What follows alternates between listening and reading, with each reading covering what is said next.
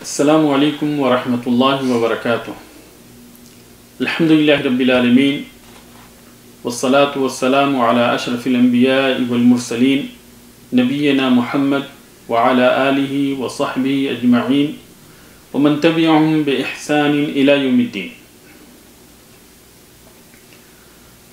الحدیث الثانی، دوسری حدیث، عن عمر رضی اللہ عنہ ایضا قال بينما نحن جلوس عند رسول الله صلى الله عليه وسلم اطلع علينا رجل شديد بياض الثياب شديد سواد الشعر لا يرى عليه أثر السفر ولا يعرفه منا أحد حتى جلس إلى النبي صلى الله عليه وسلم فأسند ركبتيه إلى ركبتيه ووضع كفيه على فخذيه وقال یا محمد اخبرنی عن الاسلام۔ یہ اربعون النوویہ کی دوسری حدیث ہے۔ یہ حدیث بھی عمر رضی اللہ تعالی عنہ ہی سے مروی ہے، جیسا کہ پہلی حدیث عمر رضی اللہ تعالی عنہ سے مروی ہے، اسی طرح سے یہ حدیث بھی عمر رضی اللہ تعالی عنہ ہی سے مروی ہے۔ وہ کہتے ہیں بینما نحن جلوس عند رسول اللہ صلی اللہ علیہ وسلم ذات یوم، کہ ایک دن ہم لوگ نبی کریم صلی اللہ علیہ وسلم کے پاس بیٹھے ہوئے تھے۔ اطلع علینا رجل شدید بیاض الثیاب، کہ ایک آدمی آیا جس کے کپڑے نہایت ہی سفید تھے، شدید سواد الشعر، اس کے بال نہایت ہی کالے تھے، لا یری علیہ اثر السفر، اس کے اوپر سفر کا کوئی نشان ظاہر نہیں تھا، ولا يعرفه منا احد، اور ہم میں سے کوئی اسے پہچانتا بھی نہیں تھا۔ حتی جلس الی النبی صلی اللہ علیہ وسلم، آیا اور آ کر نبی کریم صلی اللہ علیہ وسلم کے پاس بیٹھ گیا۔ فاسند رکبتیہ الی رکبتیہ، اپنے دونوں گھٹنوں کو نبی کریم صلی اللہ علیہ وسلم کے گھٹنے سے ملایا، ووضع کفیہ الی فخذیہ، اور اپنے دونوں ہتھیلیوں کو اپنے دونوں رانوں پہ رکھا، وقال یا محمد اخبرنی عن الاسلام، اور کہا کہ اے محمد آپ مجھے اسلام کے بارے میں بتائیے۔ فقال رسول اللہ صلی اللہ علیہ وسلم، تو رسول اللہ صلی اللہ علیہ وسلم نے فرمایا الاسلام ان تشہد ان لا الہ الا اللہ وان محمد رسول اللہ وتقیم الصلاة وتؤتی الزکاة وتصوم رمضان وتحج البیت ان استطعت الیہ سبیلا، کہ اسلام 5 چیزوں کے مجموعے کا نام ہے۔ اس بات کی گواہی دینا کہ اللہ تبارک و تعالیٰ کے علاوہ کوئی بھی عبادت کے لائق نہیں، اور اس بات کی گواہی دینا کہ محمد صلی اللہ علیہ وسلم اللہ کے رسول ہیں۔ نمبر 2 نماز قائم کرنا، نمبر 3 زکوٰۃ دینا، نمبر 4 رمضان کا روزہ رکھنا، نمبر 5 اگر طاقت ہو تو بیت اللہ کا حج کرنا۔ قال صدقت، تو اس نے کہا کہ آپ نے سچ کہا۔ فعجبنا له يسأله ويصدقه، ہمیں تعجب ہوا کہ یہ کیسا بندہ ہے کہ سوال بھی کر رہا ہے اور تصدیق بھی کر رہا ہے، یہ بھی کہہ رہا ہے کہ آپ نے سچ کہا۔ قال فاخبرنی عن الایمان، تو اس نے ایک دوسرا سوال کیا کہ آپ مجھے ایمان کے بارے میں بتائیں۔ قال ان تؤمن باللہ وملائکتہ وکتبہ ورسلہ والیوم الآخر وتؤمن بالقدر خیرہ وشرہ، کہ ایمان 6 چیزوں کے مجموعے کا نام ہے۔ اللہ تبارک و تعالیٰ پر ایمان لانا، اس کے فرشتوں پر ایمان لانا، اس کی کتابوں پر ایمان لانا، اس کے رسولوں پر ایمان لانا، آخرت کے دن پر ایمان لانا، اور اچھی اور بری تقدیر کے اوپر ایمان لانا۔ قال صدقت، پھر اس نے کہا کہ آپ نے سچ کہا۔ فاخبرنی عن الاحسان، آپ مجھے احسان کے بارے میں بتائیے۔ قال ان تعبد اللہ کأنک تراہ، اللہ کی عبادت اس طرح سے کر رہا ہو کہ گویا کہ تم اسے دیکھ رہے ہو۔ فَإِن لَمْ تَكُنْ تَرَاهُ فَإِنَّهُ يَرَاكَ، اور اگر یہ کیفیت پیدا نہ ہو تو یہ کیفیت پیدا ہونی چاہیے کہ اللہ تبارک و تعالیٰ تمہیں دیکھ رہا ہے۔ قال فَأَخْبِرْنِي عَنِ السَّاعَةِ، پھر اس نے ایک چوتھا سوال کیا کہ آپ مجھے قیامت کے بارے میں بتائیں کہ قیامت کب قائم ہوگی۔ قال مَا الْمَسْئُولُ عَنْهَا بِعَالَمٍ مِنَ السَّائِلِ، کہ سوال کرنے والے سے زیادہ مسئول کو پتہ نہیں، یعنی جس سے سوال کیا گیا ہے وہ سوال کرنے والے سے زیادہ نہیں جانتا۔ قال فاخبرنی عن اماراتها، تو اس نے ایک 5واں سوال کیا کہ آپ مجھے اس کی نشانیوں کے بارے میں بتائیں۔ قال ان تلد الامۃ ربتها، تو آپ صلی اللہ علیہ وسلم نے فرمایا کہ لونڈیاں اپنے آقا کو جنم دیں گی. وَأَنْتَرَ الْحُفَاةَ الْعُرَاةَ الْعَالَةَ رِعَاءَ الشَّاةِ يَتَطَاوَلُونَ فِي الْبُنْيَانِ. اور آپ دیکھیں گے کہ ایسے لوگ جن کے پیر میں چپل نہیں ہوا کرتے، جو ننگے جسم ہوا کرتے تھے، جو بکریوں کے چرواہے تھے، لمبی لمبی بلڈنگیں بنانے میں فخر کریں گے. ثم انطلق، پھر وہ سوال کرنے والا شخص چلا گیا. فلبث مليا ثم قال یا عمر اتدری من السائل. نبی کریم صلی اللہ علیہ وسلم کچھ دیر تک خاموش رہے، ٹھہرے رہے. پھر آپ صلی اللہ علیہ وسلم نے کہا کہ اے عمر، جانتے ہو یہ سوال کرنے والا کون تھا؟ قلت اللہ ورسولہ اعلم. میں نے کہا کہ اللہ اور اس کے رسول زیادہ بہتر جانتے ہیں. قال فإنہ جبریل اتاکم یعلمکم دینکم. یہ جبریل تھے جو تمہیں تمہاری دین کی باتیں بتانے کے لیے آئے تھے. رواہ مسلم. اس حدیث کو امام مسلم نے روایت کیا ہے. یہ حدیث جبریل جو کہ دین کے مراتب سے متعلق ہے اور جو ایک عظیم ترین حدیث ہے، جس کے بارے میں علماء کرام کہتے ہیں کہ باقی جتنی بھی حدیثیں ہیں، قرآنی آیتیں جو ہیں، اسی حدیث کی شرح میں ہیں. تو یہ حدیث جو ہے اسے صرف امام مسلم نے اپنی صحیح کے اندر روایت کی. اور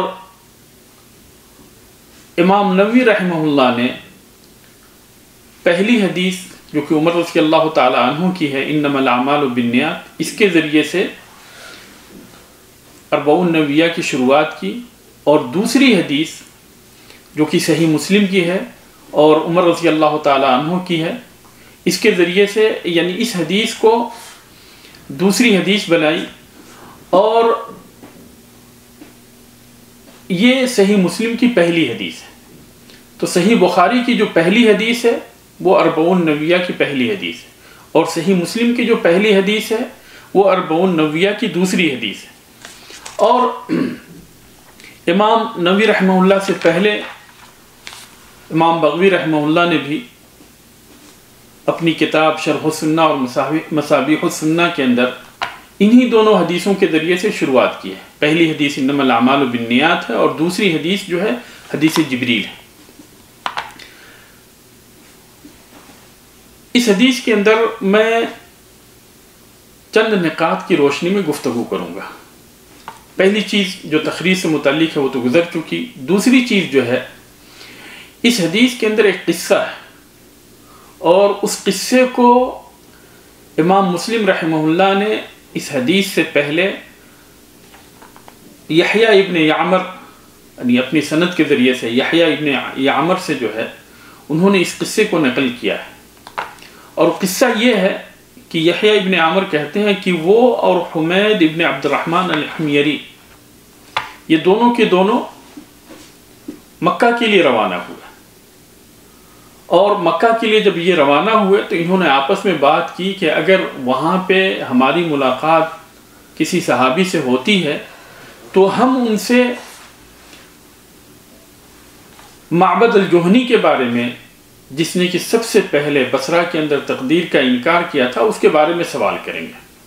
وہ کہتے ہیں کہ جب ہم مکہ پہنچے اور حرم کے اندر داخل ہو رہے تھے کہ ہماری ملاقات جو ہے عبداللہ ابن عمر رضی اللہ تعالی عنہما سے ہو گئی. حرم کے اندر داخل ہوتے ہوئے ان سے ملاقات ہو گئی. ہم دونوں ساتھی جو ہے ان کے ایک ایک کنارے ہو گئے، ایک دائیں جانب ہو گیا، ایک بائیں جانب ہو گیا. اور مجھے پتا تھا کہ میرا ساتھی کہے گا کہ آپ ہی بات کی شروعات کریں.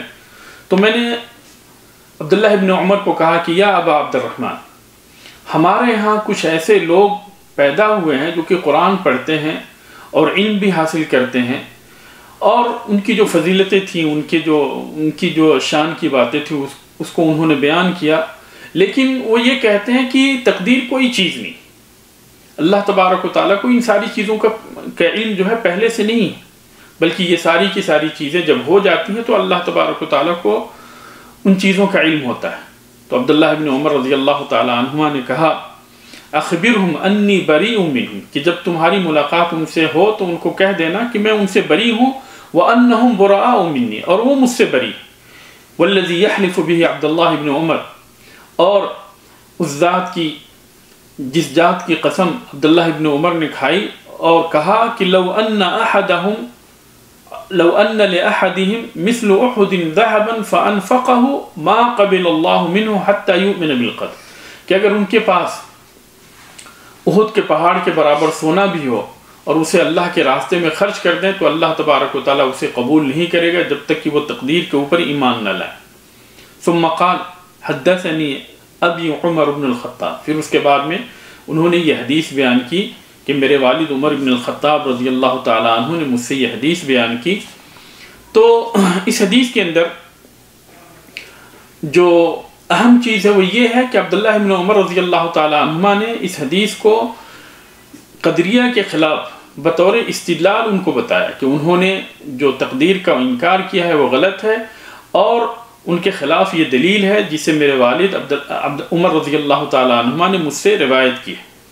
اور اس حدیث سے یہ بھی پتہ چلتا ہے کہ قدریہ کے فتنہ جو ہے یہ صحابہ کرام کے زمانے ہی میں ظاہر ہو گیا تھا، اور تابعین کو جب کسی مسئلے کے اندر کچھ پوچھنا ہوتا تھا تو وہ یہ خواہش کرتے تھے کہ کاش ہماری ملاقات کسی صحابی سے ہو جائے، اور اسی چیز کی طرف اللہ تبارک و تعالیٰ نے ہماری رہنمائی کی ہے، فَاسْأَلُوا أَهْلَ الذِّكْرِ إِن كُنتُمْ لَا تَعْلَمُونَ، کہ اگر تمہیں کسی مسئلے کے بارے میں پتہ نہیں تو تم اس کے بارے میں اہل علم سے سوال کرو۔ چنانچہ ہمارے لیے ضروری ہے کہ اگر کسی بھی مسئلے کے بارے میں ہمیں پتہ نہیں ہے تو ایسا نہیں کہ ہم خود سے جو ہے اس مسئلے کے اندر فتویٰ دینا شروع کر دیں، بلکہ اہل علم سے اس کے بارے میں پوچھیں۔ تیسری چیز جو ہے وہ یہ ہے کہ قدریہ کا فتنہ جو ہے یہ بہت ہی گمبھیر فتنہ تھا اور بہت ہی برا فتنہ تھا، اور اسی لیے عبداللہ بن عمر رضی اللہ تعالی عنہما نے، اور چوتھی چیز یہ ہے کہ اگر مفتی سے کسی چیز کے بارے میں پوچھا جائے تو حق یہ بنتا ہے کہ مفتی اس کے بارے میں دلیل بھی پیش کرے، جیسا کہ عبداللہ بن عمر رضی اللہ تعالی عنہما نے حکم کو بیان کیا، اور حکم کو بیان کرنے کے بعد میں بطور دلیل عمر رضی اللہ تعالی عنہ کی یہ حدیث نقل کی۔ اس حدیث کے اندر یہ پتہ چلتا ہے کہ جبریل علیہ السلام نے انسانی شکل اختیار کی، تو کیا ایسا کر سکتے ہیں؟ کیا یعنی فرشتے جو ہے انسانی شکل کو اختیار کر سکتے ہیں؟ اور کیا نبی کریم صلی اللہ علیہ وسلم کے زمانے سے پہلے بھی فرشتوں نے جو ہے انسانی شکل کو اختیار کیا تھا؟ اس سلسلے میں جب ہم قرآن و حدیث کو پڑھتے ہیں تو پتہ چلتا ہے کہ اس سے پہلے بھی جب جبریل علیہ السلام مریم علیہ السلام کے پاس آئے تھے تو انسانی شکل کے اندر آئے تھے۔ اسی طرح سے ابراہیم اور لوط علیہ السلام کے پاس جو فرشتے آئے تھے وہ بھی انسانی شکل کے اندر آئے تھے۔ تو فرشتے اللہ تبارک و تعالیٰ کے حکم سے، اللہ تبارک و تعالیٰ کی قدرت سے جو ہے وہ انسانی شکل کو اختیار کر سکتے ہیں، جیسا کہ اس حدیث کے اندر موجود ہے، اور جیسا کہ اللہ تبارک و تعالیٰ نے جیسا کہ اللہ تبارک و تعالیٰ نے انہیں جب ابراہیم علیہ السلام اور لوط علیہ السلام کے پاس بھیجا تھا تو انسانی شکل میں بھیجا تھا، تو یہ دلائل موجود ہیں کہ وہ اللہ تبارک و تعالیٰ کے حکم سے اور اللہ تبارک و تعالیٰ کی اجازت سے انسانی شکل بھی اختیار کر سکتے ہیں۔ اور اللہ تبارک و تعالیٰ نے فرشتوں کو مختلف حیت کے اندر پیدا کیا ہے، جیسا کہ سورہ فاطر کی پہلی آیت ہے، الحمدللہ فاطر السماوات والارض، کہ ساری تعریفیں اللہ تبارک و تعالیٰ کے لیے ہے جو آسمان و زمین کو پیدا کرنے والا ہے۔ جاعل الملائکۃ رسلا اولی اجنحۃ مثنی وثلاث ورباع، اور جس نے دو پر والے، تین پر والے اور چار پر والے فرشتوں کو اپنا رسول بنایا، یزید فی الخلق ما یشاء، اور جس طرح سے اللہ تبارک و تعالیٰ تخلیق کے اندر چاہتا ہے اضافہ کرتا ہے۔ اور صحیح بخاری اور صحیح مسلم کی روایت میں ہے کہ نبی کریم صلی اللہ علیہ وسلم نے جبریل علیہ السلام کو 600 پر کے ساتھ دیکھا تھا۔ اس حدیث کے اندر ایک چوتھا نقطہ یہ ہے کہ جبریل علیہ السلام جس طرح سے نبی کریم صلی اللہ علیہ وسلم کے پاس آئے اور آ کر نبی کریم صلی اللہ علیہ وسلم کے پاس جس ادب کے ساتھ بیٹھے، اس سے طالب علموں کو فائدہ اٹھانا چاہیے کہ کس طریقے سے وہ اساتذہ کی تکریم کریں اور کس طریقے سے ان کے ساتھ پیش آئیں۔ اور اسی طرح سے اس حدیث کے اندر ایک چیز اور ہے کہ یہ ضروری نہیں کہ جن چیزوں کے بارے میں ہمیں علم نہ ہو انہی کے بارے میں ہم یعنی سوال کریں، بلکہ ایسی چیزوں کے بارے میں بھی سوال کر سکتے ہیں جس کے بارے میں ہمیں پتہ ہو لیکن دوسروں کو پتہ نہ ہو، تاکہ ان کو بھی اس کے بارے میں پتہ چل جائے۔ اور اسی لیے نبی کریم صلی اللہ علیہ وسلم نے اس کی نسبت یعنی سوالوں کی نسبت جو ہے وہ جبریل علیہ السلام کی جانب کی کہ ھذا جبریل اتاکم یعلمکم دینکم، کہ یہ جبریل تھے جو تمہیں تمہاری دین کی باتیں سکھانے کے لیے آئے تھے۔ پھر اس کے بعد میں جبریل علیہ السلام نے ایک دوسرا سوال کیا، اخبرنی عن الاسلام،